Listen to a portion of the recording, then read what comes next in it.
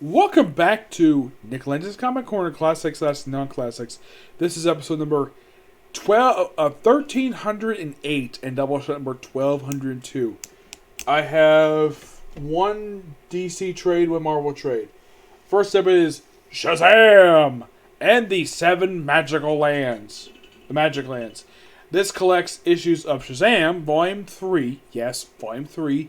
Issues 1 through 11 and 13 and 14. Yep, this whole thing was written by Jeff Johns, art by Dale Inglesam. Now, the thing is, this is most of basically Shazam Volume 3.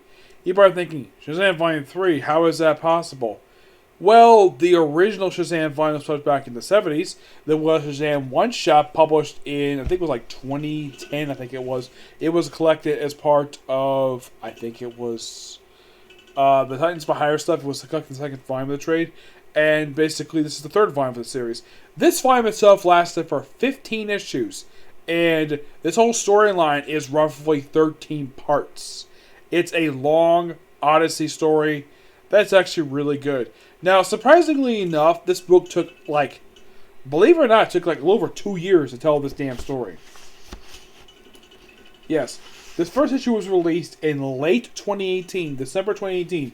That's when the very first issue was released. And here's the thing. You're probably thinking, was the first day released 2019? No, this was actually released just last year, believe it or not. Yes, 15 issues over the course of 2 years.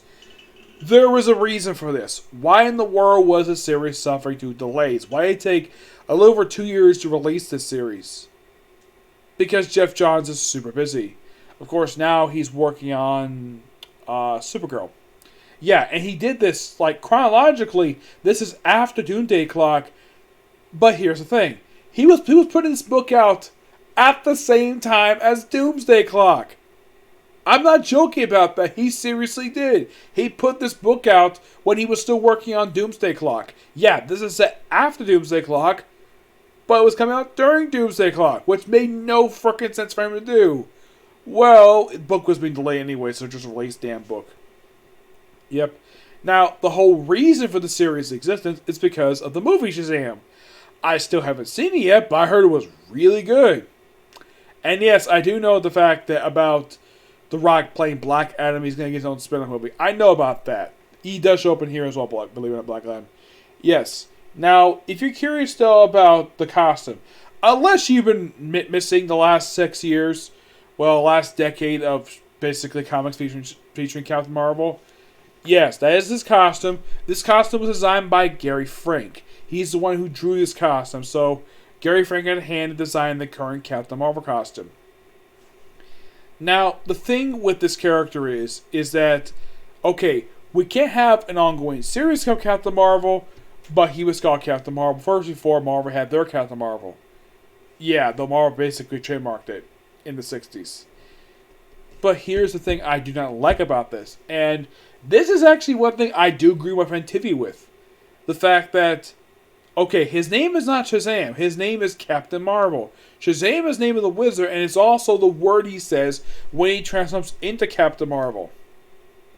He's still Billy Batson, and I at least gotta say, Jeff Johns does a little bit better job writing him than he did in the backup feature, where he's going to be very arrogant, and, he'll do things for money. And he has the entire Shazam family here. You have Captain Marvel, obviously, Mary Marvel, his twin sister, Freddie Friedman, aka Captain Marvel Jr., and 2 others. Yeah, and this is basically a family book. And here's something interesting, though, about this book. That no other series have done this before. We actually have it where this series, where the characters got a base of operations. Yeah, it's a place on the subway. Yeah, and here's the thing. The Wizard Shazam shows up in here. Though for some reason they changed his skin color to make him look like an Aborigine for some reason. I have no idea why. Yeah. Aside from the skin color change, it's still the same character, which I think is great. Now, basically, there's actually 6 people here, and they're looking for a 7th champion. There's this character known as King Kid, and he wanted to be the 7th champion, and Billy's like, no, I think we'll pass on you. And at first, he assumed this guy who claims to be Billy Batson's father. If he's Billy Batson's father, that means his father, Mary Batson. Yeah, it turns out by the end of it, he's actually not Billy Batson's father. Just some random guy that was taken over by Mr. Mind. You're thinking, who the heck is Mr. Mind? He's an alien caterpillar. You're probably like, really? One of Captain Marvel's arch enemies is an alien caterpillar. Yes, it's also got Mad Scientist and Black Adam. Yeah, that's your rogues gallery for Captain Marvel. 3 people. Dr. Savannah at least is an interesting character. And at least I appreciate that, yeah, he's still referred to as a doctor. And he's pretty much in character. Though, unlike in the previous Shazam book, where he picked him like an archaeologist, here he's back being Mad Scientist again. Which, kudos. I like that. The fact they did that. That Jeff Johns did. He basically reverted him back to his classic profession, being a mad scientist. Mr. Mind working with him, that's actually nothing unusual because he's working with him constantly over the years.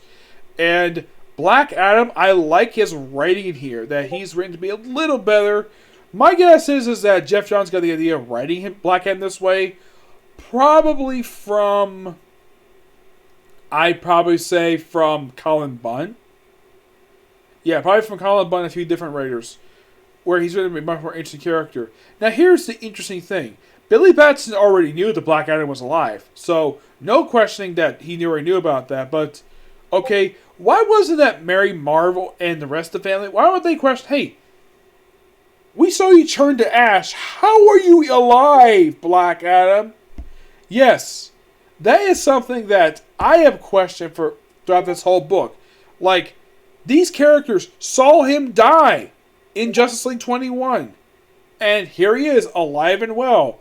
I mean, they knew he was brought back to life via the Shazam powers. And it seems as though Jeff Johns integrates some of the pre-Flashpoint stuff into the character. Though, you gotta thank Colin Bunn for doing that. Basically, integrates a little bit more, or he's a little more friendlier with Billy Batson, which I do appreciate that. And, well, at the end of the book, he does become the 7th champion, which... And also, he wants to have pizza. I thought that was so funny.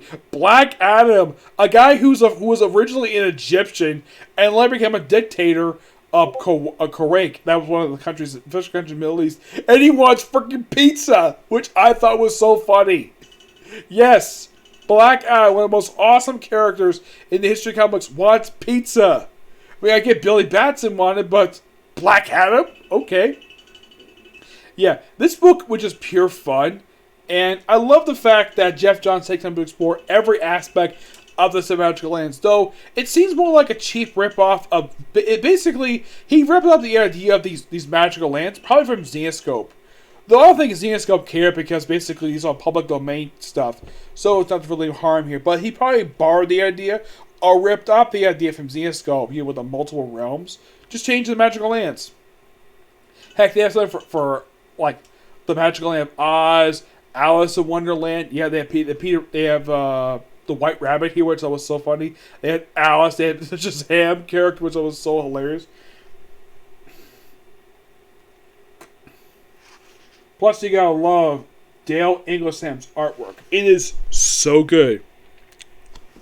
It is surprising, though, Gary Frank never drew an issue for the series. Nope, never did, and yet he's the one who basically kind of co-created the post-Flashpoint version of Billy Batson. And yeah, he doesn't get a chance to do the character, but at least got praised the fact Jeff Johns wrote its character again. Yep. I give this book roughly I'm going to give it a 10 out of 10. It's pure fun. Now, interesting thing when it comes to this book. Now, prior to this, like, when I first heard about this book coming out a few years ago, I'm like, that's interesting because... Well, the thing is, prior to this book coming out, his last appearance was a cameo back in Hellblazer Rebirth #1 back in 2016. Yeah, at the time this book came out, he did not make a physical appearance in 2 years. Now, that's something I tend to question these comics. Like, he's a big-name character, and you have him disappear for 2 years? He's not the only one to disappear for 2 years. So did frickin' Martian Manhunter.